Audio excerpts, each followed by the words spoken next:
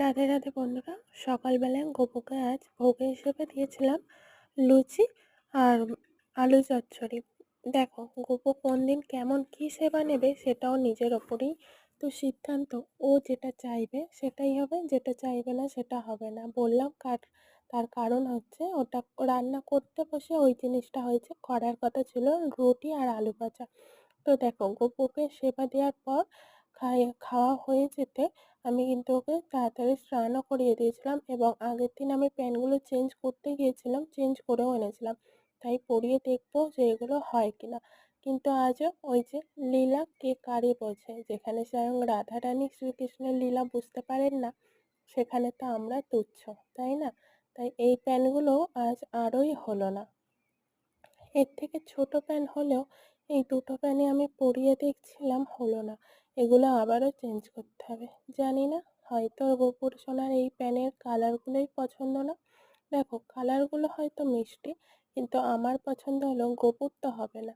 এই প্যান্টটা দেখো, ওই প্যান্টটার থেকে অনেকটাই ছোট, কিন্তু এটা হয়ে যাচ্ছে, ওটাও সুন্দরভাবে পরেও নেয়। ও যদি সত্যি কথা বলি, আকাশি কালারের জামা পরে ওর গোপু সোনাকে কিন্তু খুব সুন্দর দেখায়। তাই তার যেটা ইচ্ছা, তার যেটা মনে হয়, সে সেটাই আমায় দিয়ে করালো। দেখো, আমার ইচ্ছেই তো ইচ্ছে না, তাই গোপু সোনার ইচ্ছেতেই গোপু সোনাকে আকাশি কালারের প্যান্ট এবং আকাশি কালারেরই জামা পরিয়ে সুন্দরভাবে রেডি করিয়ে দিয়েছিলাম। আবারও আমায় যেতে হবে গোপু সোনার প্যান্টগুলো চেঞ্জ করতে। ও সব জিনিস এখান থেকে পাই না, পাই অনেকটাই দূর থেকে। তাই এখান থেকে ওইগুলো পাওয়ায় আমি এনেছিলাম, কিন্তু এবারে দেখলাম ওগুলো হচ্ছে না। জানি না কেন, ও মোটেই পরতে চাইছে না ওর যে বড় প্যান্ট এনে।